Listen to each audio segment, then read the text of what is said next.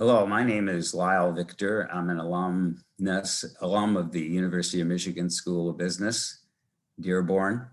And a few years ago, I wrote a book called Get Rich by Saying No. I wrote this book for physicians in training because, as you know, doctors may be fairly smart and capable people, but not good investors. And as I watched over the year, many of them stumble around in the dark and get into trouble and have to work well into their higher years. I thought that it might be wise to write a book and help them out.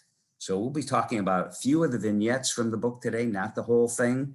There's more detail in the book. I'm not trying to sell the book, but you may find that some of what I'm talking about will be embellished in those pages. So we'll talk about three things today. The first thing is the end game. Happiness, satisfaction. What does it mean? Can you monetize it? Well, yes, you can, not completely, but you can get a pretty good idea how much money you have to have to be happy. And you'd be surprised how little. We'll talk a little bit about how to be wealthy, how to make money, and how not to lose it. And perhaps the most important thing is how not to lose money, how not to give it away to crazy businesses. Extremely important. Doctors are very prone to do it. They think they're going to get rich and get rich quick schemes. Doesn't work out very well. Then we'll talk about something that I invented, the term I invented, elegantitis, buying things that perhaps you don't need or don't have enough value to be worth it.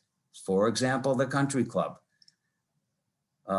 It turns out that the average golf player plays about 16.2 times a year. And when I did the calculations using what I learned in business school, it cost about $500 a round. So that's elegantitis. We'll chat about that just for a minute. And then end with how to really make the big bucks, investing in the index. John Wesley was a clergyman from the Midwest, the last century, and I kind of like this philosophy. It really does espouse the Protestant work ethic: earn all you can, save all you can, and give as much away as you can. But this is Victor at age 30, just completing my residency. I wanted to earn as much as I could, work as little as I could, and spend as much. Well, if you do something like that, you may end up being older and broke. How much money do you need to be happy? Well, Deaton and Kahneman, about a decade ago, did a study. And by the way, Kahneman won a Nobel Prize for some of his work in this area. And they sent out surveys to 450,000 people. Admittedly, this slide is a little complicated, but I want to really remark about the upward sloping lines, the positive attitude, the ability to laugh, to enjoy, goes up as you earn more money. But as you can see, positive attitude actually tapers off about $85,000. You don't get any happier above $85,000. Not being blue, not being sad, or being stress-free. You can see that those things that really perhaps make life a struggle end or taper off at $85,000. In today's dollars, you know, it's about $90,000, $95,000. That's not a very high bar for two people that are working. So most of the people watching this are going to have a much higher bar. So let's take a look at that dotted line. That's satisfaction. Well, life gets a little more satisfying if you fly first class. Life gets a little more satisfying if you have tickets on the 50-yard line in person at the Super Bowl. But I can tell you, I'm going to enjoy it just as much in front of my TV. I may not be as satisfied that I can't sit there with Roger Goodell and all the important people, but in front of my TV, it's good enough. I'm not any happier. I'm more satisfied. So that's it. Our bar is not very high, but I know the people watching are looking for that satisfaction curve. Fine. Well, it's important to know how long you're going to live, because if you're going to have a short life, if you have bad habits, you don't live very long, you don't even have to bother watching it, just spend it now. But if you plan on living a long life, then you take heed, you're going to need to invest wisely. Well, how do you know how long you're going to live? The insurance companies know this. If they get it wrong, they go out of business. So this comes from the Northwestern Mutual Life longevity game. I would commend you to look at it. It's fun, but it's very, very interesting what the insurance companies do. Just remember, if they get it wrong, they're out of business. So I really believe that they know what they're doing. A normal weight, you can add a year of your life. Now, what I did this for a female, and we assume that the average longevity of a female, a little bit longer than a male, is 78 years. The male is about 76 years. But you could add a year if you had a normal weight. And admittedly, you can't help cardiovascular disease and perhaps blood pressure. You know, if those are normal, you're adding another 5 years, regular exercise. But I want to show you, this stunned me, really. Eat 5 or more helpings of fruits and vegetables daily. I mean, really, what your mother told you is true. Eat your fruits and vegetables. You gain 3 years. Use a seatbelt. Go down to the bottom. This is where people get into trouble. No auto accidents. Well, you know, that's just an indicator of perhaps how much risk you can take. You know, the people weaving in and out of traffic are high risk takers, and they're probably not going to, they're going to get into trouble. Don't smoke cigarettes, recreational drugs. You don't use any recreational drugs. Life expectancy, you can get it up to 99 years if you behave. Well, here's where the rubber meets the road. If you're very obese, you subtract 4 years from 78. Again, you can't help about cardiac disease and perhaps your blood pressure. But a sedentary lifestyle, if you're not moving, you lose 3 years. I wouldn't be going to Popeyes very often because you eat fast food and few vegetables, you lose 2 years. The place that really caught my attention, and I had to think about it a little bit, why did they put drunk driving conviction the past 5 years? Because that indicates how much risk you're taking. It's an indicator of bad habits. This one is really stunned me quite a bit because 5 or more alcoholic drinks 1 or more times a month. Well, you know, people that are binge drinking, the doctors call that binge drinking, they get into trouble, they get cirrhosis, they get auto accidents. Obviously, if you smoke, recreational drugs stun me. And I'm not so sure that, you know, I think they included cannabis in this thing, but, you know, that landscape is changing.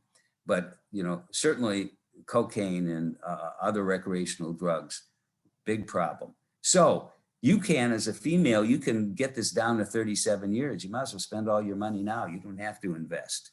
So go to Northwestern Mutual Life. It's interesting and fun, but you know, hopefully most of the people watching this are going to be well into their 90s. And so you're going to have to invest well. Now this slide says business vignette 3, because I went through a bunch of vignettes in the book, and this was just one that I thought hit home quite well and would hit home with this audience that I'm assuming is going to be younger. There's a canard that says that I can invest now, take some risk, and lose money because I have time to make it up. And I want to dispel that notion. That is nonsense. That is a bad thing. So let me show you why. So my accountant comes to me, and I'm 43 years old, and he says, look, I have this group. They're going to make a record, and it's $3,000. It's not a lot of money. You can make 50 times that if the record takes off. So I listened to it, and it sounded pretty good, actually. I thought this thing probably had a chance. You know, I was pretty proud of myself. That leads me to the commentary about the thing that gets males in trouble more than females, the sin of overconfidence, thinking you actually know something or you know more than you actually know. Anyway, I thought it was good. I didn't think I had any place, you know, to check on, you know, references of the people doing it. And I lost all my money, 1988. So when I wrote the book, I had to kind of research this and find out, you know, how many mistakes I made in a row. And the first thing was I went to one of the websites and found out that the recording industry is numero #1 flaky business, and that the chances of it actually succeeding was 1 in 2,500. That's not very good. I mean, it is better than the $1 billion jackpot that you might get when you buy, a lottery ticket, but that's not very good for $3,000. So I took the risk, I lost it. So this is what I learned at the U of M School of Business. I took a finance course and it taught me how to do a future value. So I did the future value. What did it really cost?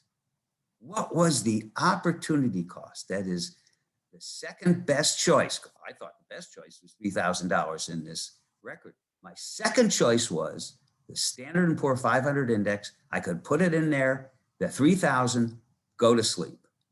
Between 1988 and 2015, when I started to write the book, it was almost $26,000. You can double that now. It cost me $50,000. My opportunity cost was $50,000 because I lost 30 years of investing. So you got to remember that opportunity cost. Anytime you invest something when you're young and you lose it, you've lost 30 years. Right now, anybody young, you can be really rich. You just have to be able to invest it and go to sleep. No, you want to spend it. So businesses, I'm a big fan of not investing in other people's businesses. You want to invest in your business? That's cool. Other people's business? No. Take a look at this graph. This came from the U.S. Bureau of Labor Statistics. And what it shows is half the businesses started are gone in 5 years, 80% gone in 20 years. You have a 50-50 chance of investing in somebody's business and actually the business was a going concern. That doesn't mean you made any profit, but you have a 50% chance of losing all your money. Don't invest in other people's business. If you lose it in your business, that's okay. You know, I can lose my own money. Thank you. I don't need to invest in your business. You invest in your own business, your own work product. So what are the best businesses? Whatever you can dream up. You want to invent something, that's fine. But the best thing that I ever did to increase my earning power was go back to school. So I was a critical care intensivist. I took care of all these people on these ventilators and I did procedures and all that. And I got called at night and, I found out that halfway through my career, I didn't like phone calls. Not very good for a doctor. So I went back and took a course in sleep medicine and I became board certified and I became a sleep physician and I was able to do that into my dotage. So I'm 75 years old. I've been practicing sleep medicine. I could never be doing critical care and managing all those ventilators, all that work at night as an old man, but I can practice sleep medicine. Go back to school, the best thing I ever did. And I'm not advertising for UM-Dearborn, but the best thing I ever did was that $25,000 investment in business school. Why? Because I took a course in finance. I took a course in economics. I know something about what's happening in the US economy. I can tell you that eventually down the line, we're probably going to have some inflation because the Fed is printing money. When it's going to happen, I'm not certain, but at least I can be prepared for it. What is it about the human brain? I just couldn't resist, as being a physician, kind of describing the substrate for why people get into trouble. They get into trouble because of the way the human brain is constructed. So we have, a bunch of these fancy names, but just remember dopamine. All those arrows pointing to the dopamine pathways. And when you invest and you make a bunch of money overnight and you win the lottery, that dopamine is secreted and you feel good. It's a feel-good hormone. It's a pleasure hormone, a well-being hormone. Buy an expensive car. That hormone is moving along. The more conservative area of the brain where people panic or they have fear and anxiety, or maybe they're a little more pessimistic, not as well described up there near the anterior insula. And it's modulated by serotonin, et cetera. Maybe that's more important to have that going in most investing, but most people are up there with the dopamine. They like that rush. Okay, so we know how the human brain develops. Of course, you get that rush and you develop something I call elegantitis. That's where people get into trouble. They buy stuff that maybe they don't need, that doesn't give them full value. So, an expensive home in the best neighborhood, actually, I put that at the top, but I like that idea. If you're going to spend any money, buy it in your house in a place where you have good schools, so you don't have to send your kids to private school and have a good car. The rest of it doesn't matter. Anyway, country club membership, I'm not a big fan of that. Second homes, I did a calculation using what I learned in my finance class and found out that the condominium is a loser unless you're going to be there 6 months out of the year. Well, if you're getting ready to retirement, and you buy it a little bit earlier and you start going and you get used to it, well, it may be worth it. But those second homes, those condominiums, not good. Jewelry, I don't even want to go into it, except to tell you one story about jewelry. My mother had a pair of earrings, and she paid a fair amount of money, and she wore them, and she enjoyed them. And when we had to sell them, the appraiser put it on a scale. And he said, "This is how much gold, this is what I'll give you." What about the workmanship? The things that, all the beautiful workmanship they did in Bulgaria. He said, "I'll pay you for the gold." And that was it. All right. So jewelry, not a good idea. I'm going to show you the private school because you can save some big bucks by not doing that. And then a Veblen good. Thorsten Veblen was an economist in the last century, and he came up with the idea of a Veblen good. Now, in economics class, I learned that the more expensive something is, as the price goes up, the number of articles you sell goes down. People don't want to spend as much money. But a Veblen good is different. A Veblen good has no value unless it's more expensive than the other guy can buy. And there's the prime example of a Veblen good, a Porsche, because it's too expensive, but the beauty of that car is the other person can't buy it. So you drive in there and you're getting more life satisfaction. Maybe not happier, but more life satisfaction. I love irony. The guy driving this car, who happens to be me, has keratoconus. I can't see 10 feet in front of me. So I got this car. What do? I can sit in it. That's the irony of life. So, by the time you can afford some of this nonsense, the Veblen goods, well, Providence has a way of changing things. Let's get to the private school. I'm not a fan of private school. I am a fan, if you want, of a parochial school. That's different. There's a religious component to that. When you get out, at least you may have a second language. Like if you went to Greek private school, you could speak Greek, etc. But private prep schools, I am not a fan of it. So what I did is a calculation of what it really cost. And I did this starting with, it was about 2016. I went backwards 12 years about how much tuition you would have in kindergarten, which was less. But don't forget, if you save that tuition, you went to public school, you invested in Standard & Poor's 500. And this is what I learned in business school. I annuitized this. I made an annuity. It cost K through 12 at a prep school here in the Detroit area, $304,000. Well, you say that's not bad. I went to a prep school and you got to kind of hang out with other rich people, and maybe some of that will rub off on my kids. Well, what happens is that that's not quite the case, because I've trained about 400 doctors in the past 30 years, and 6 of them came from prep schools. 6. You get what you got. It's parenting that does it. I'm sorry to say. The private school is not going to change that child's character. It may be there with some wealthy people, doesn't change the character. So now you have $304,000 invested in the private education. What could you have done with that before your retirement? Well, you got another 20 years. That $304,000, if you had 2 kids in private school, is a pension plan. So before you enroll them in K through 12, you're giving up $3.5 million of a pension plan. That's opportunity cost, your second best choice, which I think your first choice is go to public schools, buy a house in a good neighborhood out there in Bloomfield Hills, where they have some of the best schools in the country. Don't forget, you're doubly whacked in private school. You pay the taxes and you got the tuition. Terrible investment, according to Victor.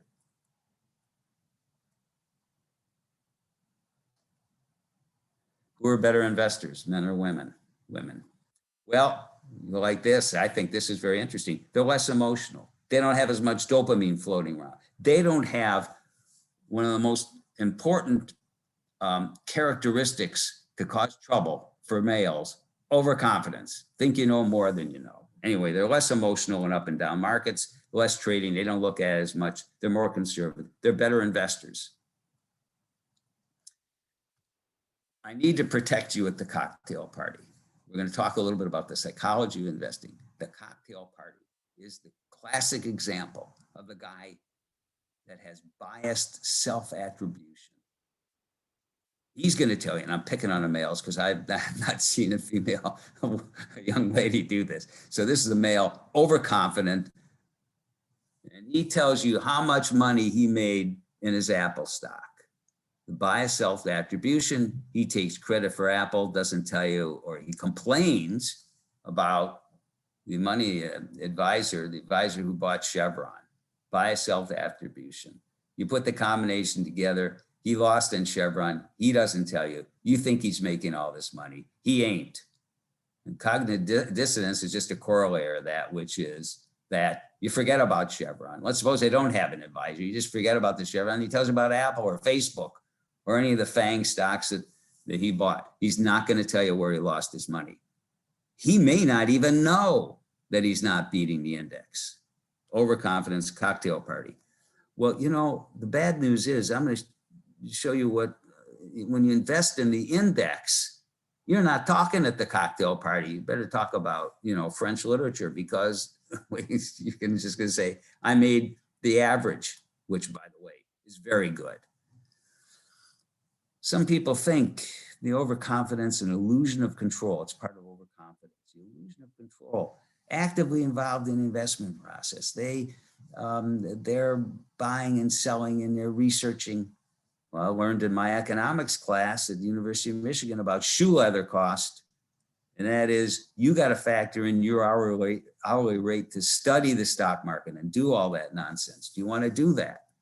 So, I mean, if it's your hobby, okay, and you enjoy it, well, then, you know, we'll chuck that. But if you want to go fishing or you want to go play tennis, then better invest in the index and forget about actively trading in the stock market. So in 2015, 75% of the funds that were actively managed did not beat the index. Well, how could it be? You know, it really should just be about half of them. And that's because they have trading costs and you have the cost of paying a manager to do all that. So most of the mutual funds you buy over the long period of time, not going to beat the index. I'm going to finish by talking about the index. This is the Mona Lisa of investing. This is a thing of beauty. It is so dynamic, so beautiful, so irrefutable that this is the way to go. So let's take a look at the Standard & Poor 500 index. What does it mean? What it means is that stocks are rank ordered based on their market capitalization of their stock price. That's it. So when you buy $100 worth of the Standard & Poor index, you have bought $4.9 worth of Apple, because it has the highest market cap, but you also have $4.6 worth of Microsoft. Now take a look at those companies and remember them. These are the big tech companies. They did very well in the COVID crisis: Apple, Microsoft, Alphabet, Amazon, Facebook, and then a few banks.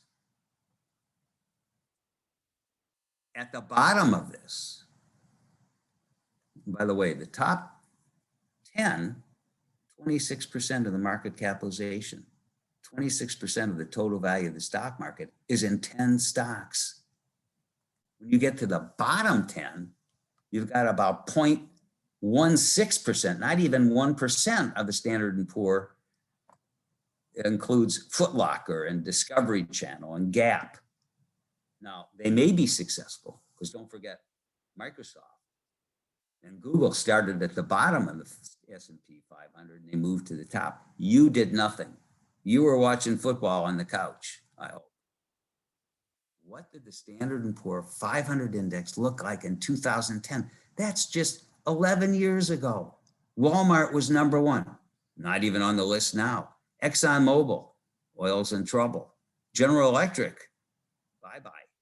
So Ford Motor, well, that's been supplanted by Tesla somewhere. So 10 years ago, it was a different case. So what happened? Well, as stocks were more successful, the people managing the index had to buy more of those stocks in order to make sure that they rank ordered appropriately. And they sold stocks that weren't doing well. So General Electric now in 2019, a couple years ago, went to 64 and Ford 145.